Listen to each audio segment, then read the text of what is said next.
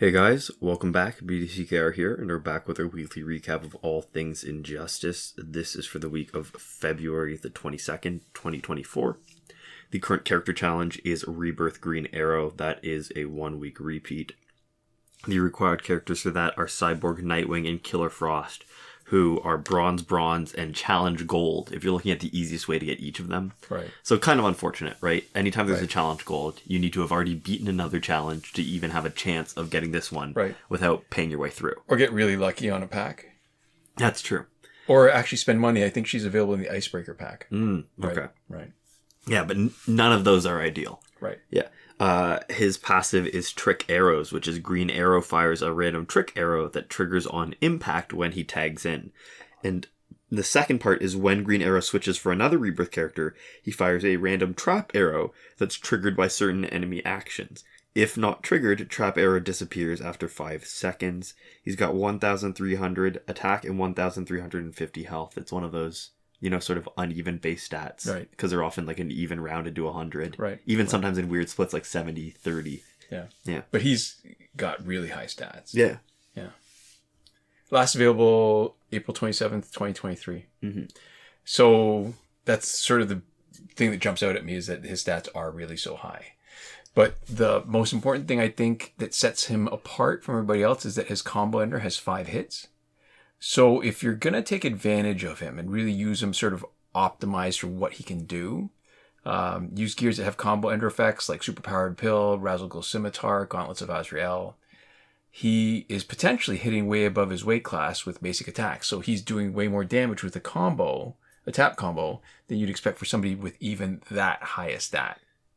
So the swipe combo is usually 12%, right? And that's what he's got, 4% each time, 3 hits. His tap combo is 21% if you get the combo ender because it's 2%, 2%, 2%, which is normal. And the combo ender, which should be 3%, instead his is 3, 3, 3, 3, 3, which is 15% bonus instead of the usual 9% bonus. And he's got 2 parts to his passive. So when he tags in, and when he's tagging out is essentially when a Rebirth teammate's tagging in, right? So Green Arrow will fire 1 out of 3 trick arrows on tag in. That's Poison, which is the green one. Explosive Knockdown, which is the red one. And it's the only one of the 3 that will break a stun. And Power Drain, which is a blue arrow. And there's also 1 out of 3 trick arrows when Green Arrow tags out for Rebirth teammates. So that's Poison, which is the green. It triggers on block only. Explosive Knockdown, which is red arrow, triggers with damage on tag out. And Power Drain, which is the blue arrow, triggers on attempting a special.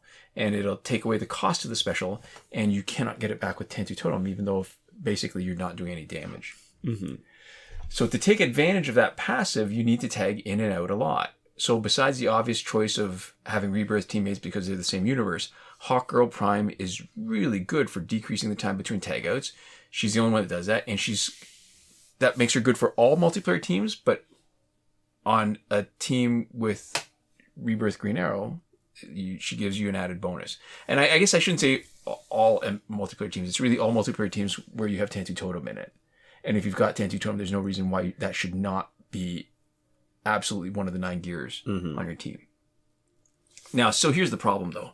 So he's got a really interesting basic damage tap combo ender, but the Tantu Totem exists. So the most effective strategy for your team is usually having your special specialist mow down the other team. There's not a lot of opportunities for tagging in and out unless your damage output is interrupted. And you're not going to need a basic damage dealer most of the time.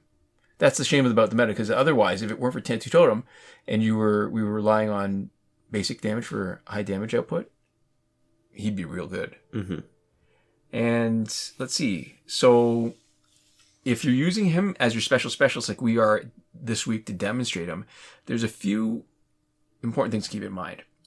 His special 2 will not knock out an opponent except on the last hit, which sucks because he's got such high damage. There's a potential there where you don't need all the damage from special 2 on the opponent in front of you. And if it could only, a multi-hit special like that, if it could only hit the next opponent, it would be great.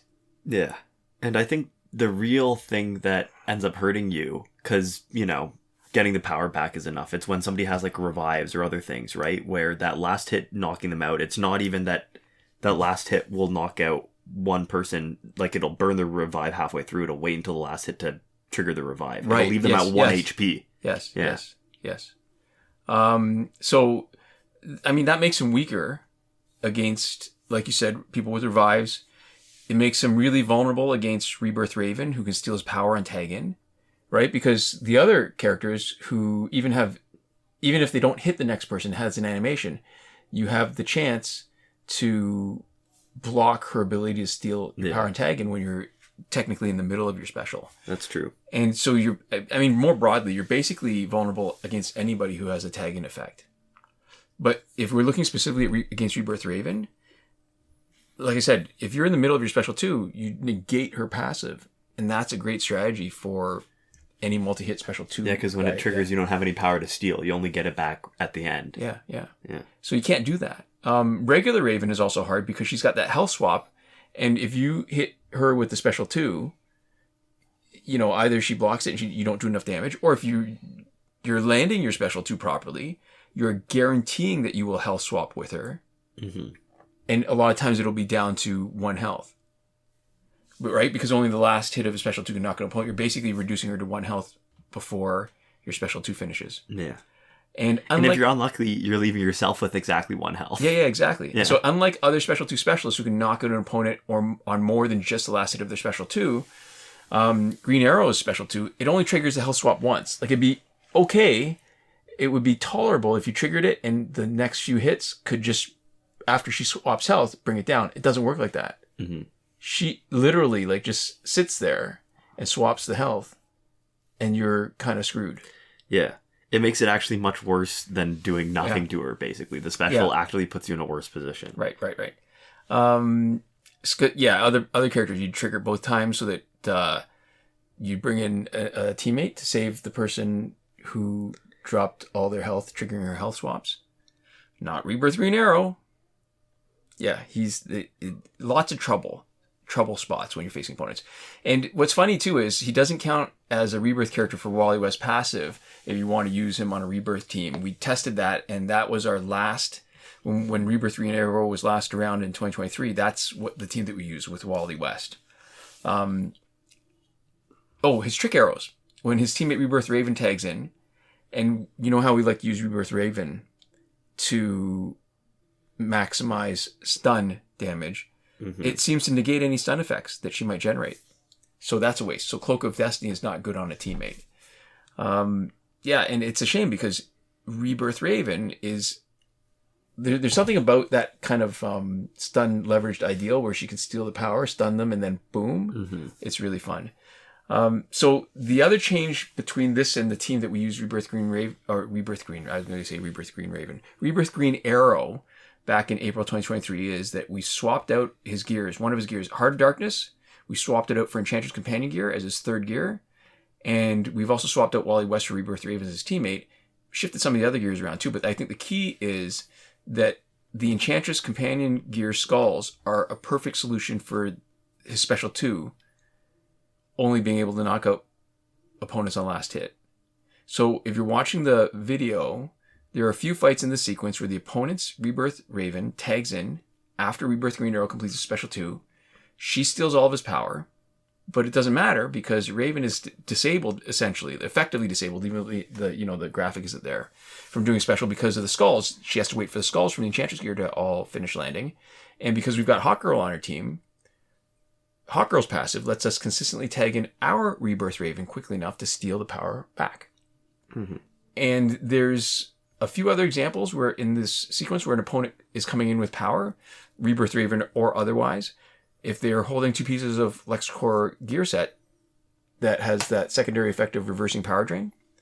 So the LexCorp gear set will reverse the power drain that Rebirth Raven does, but because Rebirth Raven still gets power, and because the skulls are landing on them, they can't actually hit us with a special. Mm. And that means we always get to do our special first when Rebirth Raven tags in and steals, but also reverses power drains on the opponent.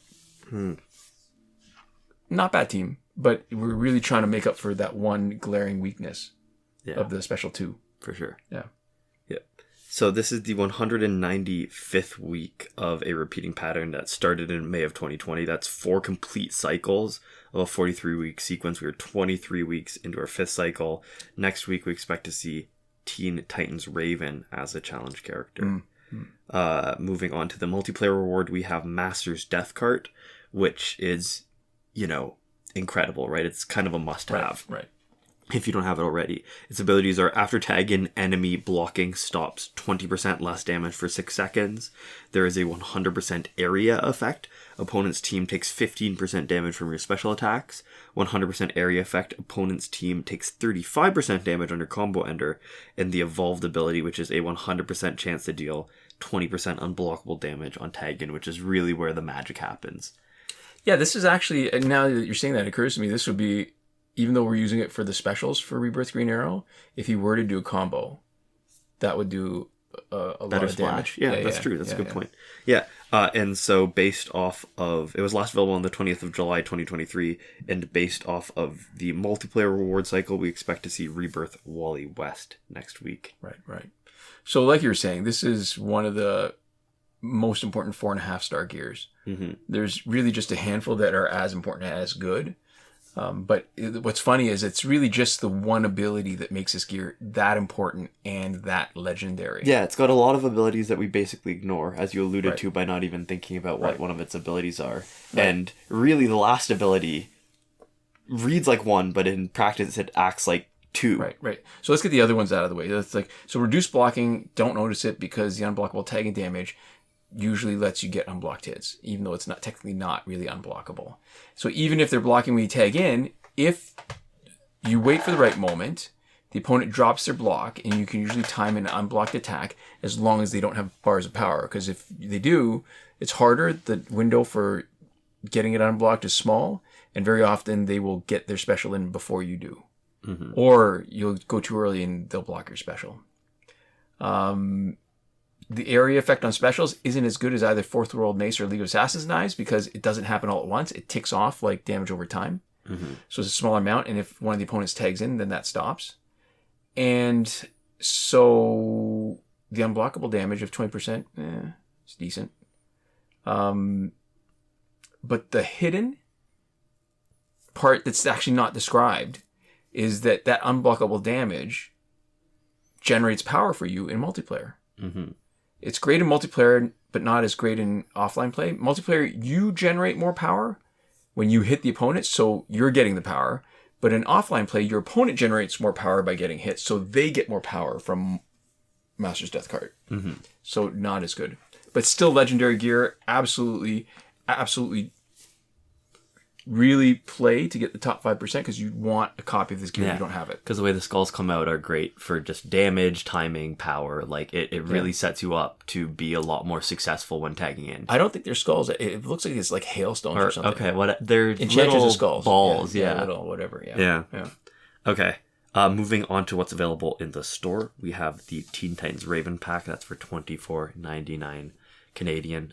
We have all of the information in Canadian dollars because that's the information we have access to. It's the only currency that matters. People missed it when you didn't say it. I know, that's funny. I like it. So that's a corroborating clue. It's sort of our second piece of evidence in addition to us tracking the cycle that next week's challenge is going to be for Teen Titans Raven.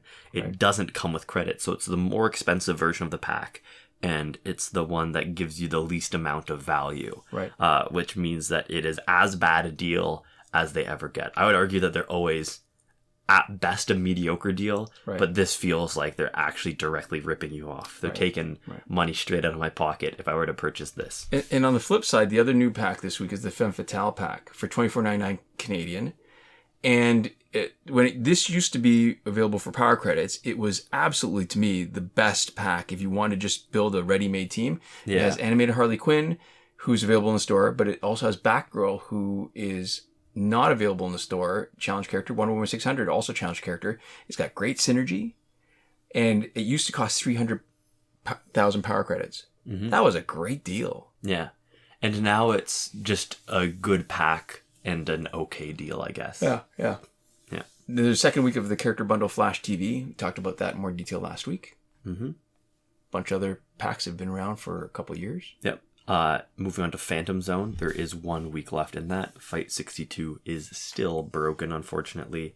Last weekend's breakthrough for gold was Zatanna, Flash, and Solomon Grundy, which would make this weekend's Raven, Superman, and the Arkham Knight. And there are links in the description to a Reddit thread from Devlin16 with a breakthrough cycle list for yourself if you want to track that information on your own. Yeah.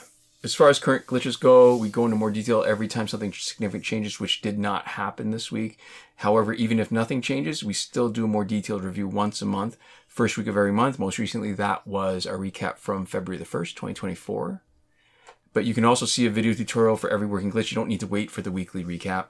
It's in our playlist, Current Working Glitches, linked in the description of this video in the eye in the top right corner. And the one thing that's still important to mention is that the challenge reset glitch has been confirmed to be working on this week's Rebirth Green Arrow challenge. So there we go. To finish up, we'd like to give a huge thank you to our patrons on Patreon. That is Michael Devries, Irvin, Ruiz, Hoshi127, and Nora Klimek on the credited level, as well as the names scrolling past who supported us at some point during the pandemic. Thank you so much for your support, and thanks so much to all of you for watching. We'll see you next time. Komoda.